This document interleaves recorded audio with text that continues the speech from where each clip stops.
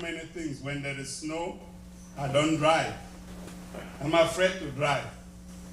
And that's the only time I give my wife the key to drive. Lord, forgive me. We are fearful of so many things. You know what was the message to the shepherds? Fear not, for I bring you good tidings, great news, news of joy. A Savior is born today. The government shall be on his shoulder. He will be your counselor. He will be your comforter. He will be the Prince of Peace. We all need peace. Jesus is the peacemaker. Fear not, for I can do all things through Christ who strengthens me. If any man be in Christ, he is a new creature. And God will not allow his new creatures to run into difficulties. If we gain wisdom, we will know how to live and how to avoid. And the time danger shows up, we would have been gone. That's verse 25 and 26. Take note of it. Have no fear for sudden disaster or of the ruin that overtakes the wicked. For the Lord will be your confidence. Make it confidence. And will keep your foot from being snared. Proverbs says, the thief will run even when nobody is chasing them. In my dialect, they say, the wicked man will slide and fall even in the dry season. And the Bible says, the wicked person will always get into trouble. If you trust in God, you have confidence in God, you live for God, there is no reason to fear. Guess what somebody said during the Christmas? When they threatened their church that we're going to blow up the church if you have to have Christmas Eve. Somebody said, I would rather die because I know where I'm going to. Amen. Why do we fear? We fear because we don't know what will happen. We have fear of the unknown common to us. The Bible says, if anyone is in Christ, who has become a new creature, even though you shall die, yet you shall live. Because death, it's a perfect time of rest for the believers. And it's the beginning of hardship for those who willfully refuse to accept Jesus Christ. Fear not, for I am with you always. Fear not. Fear not. If you count how many times in the Bible the angel says it, Jesus Christ himself says it.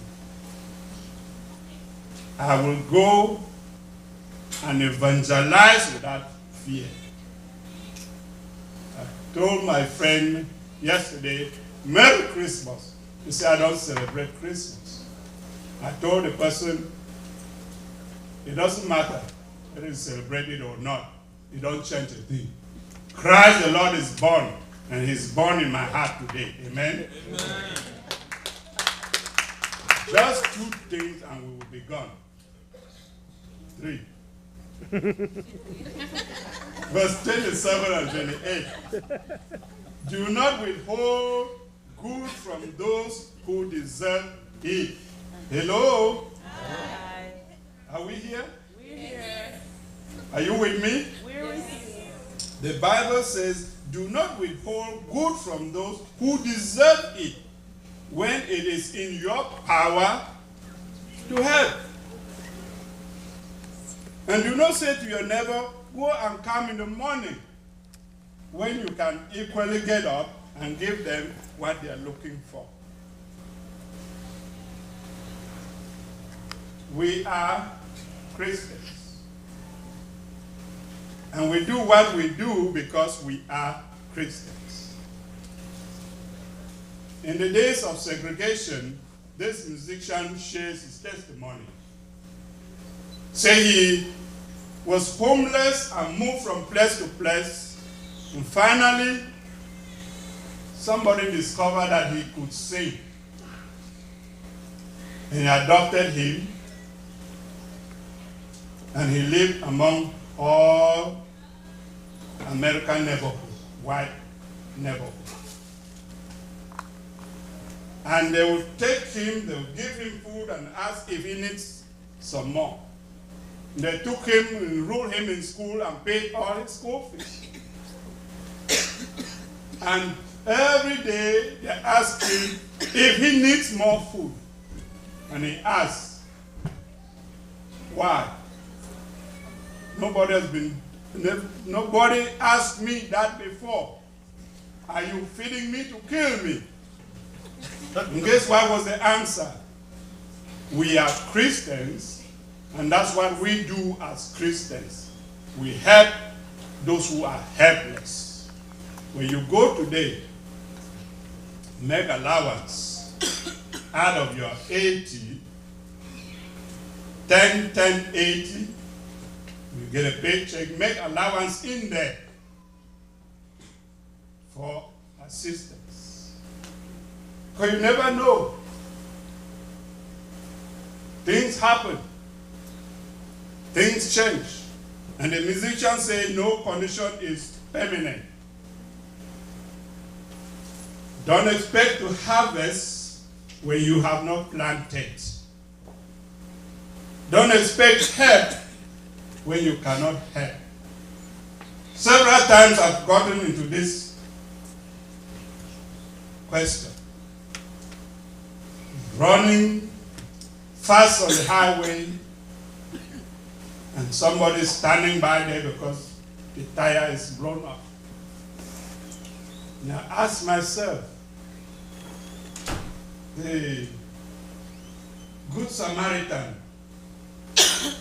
he stopped there after the priest has passed and this and that has passed.